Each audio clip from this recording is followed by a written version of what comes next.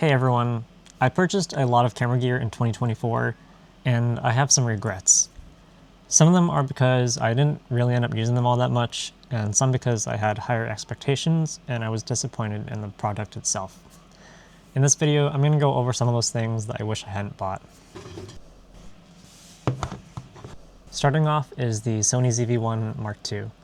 I bought this camera because I wanted to start making videos and I didn't want to use my smartphone. My Nikon D850, while capable of recording video, has a terrible autofocus system when it comes to video.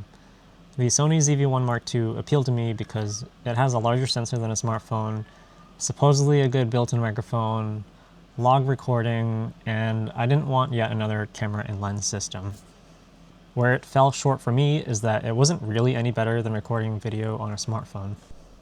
The microphone was not actually all that great, and I had a hard time getting the audio to sound any good.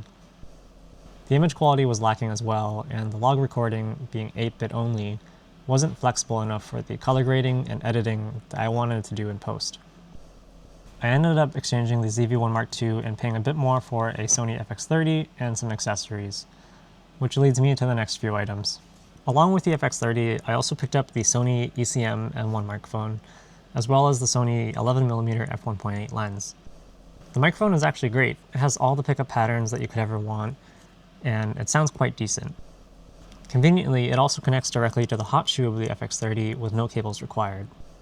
I knew about the wireless lav mics, but I didn't want yet another set of equipment to manage and charge, and I thought an on-camera microphone would be all that I needed. However, I bought the DJI Mic 2 about a month after, and I've really only been using the DJI Mic system since then. I find it much easier to get good sounding audio from the wireless lav mic from any distance, and as a bonus, I can use them as a standalone recorder for sound effects or other audio snippets.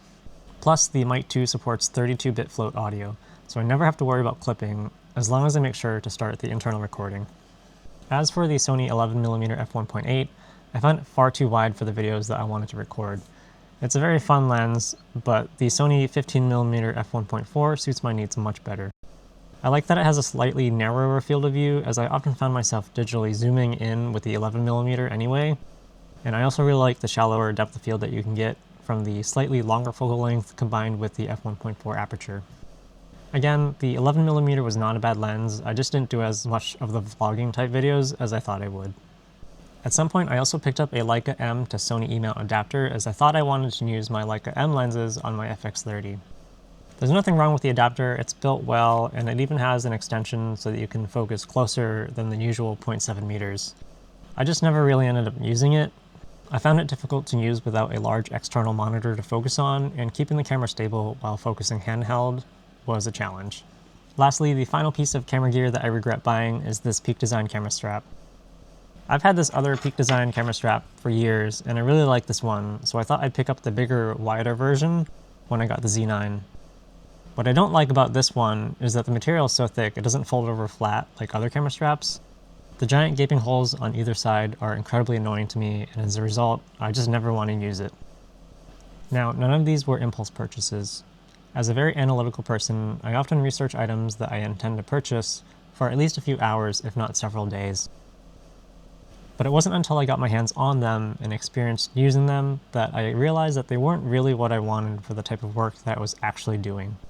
Thank you for watching, and I'll see you in the next one.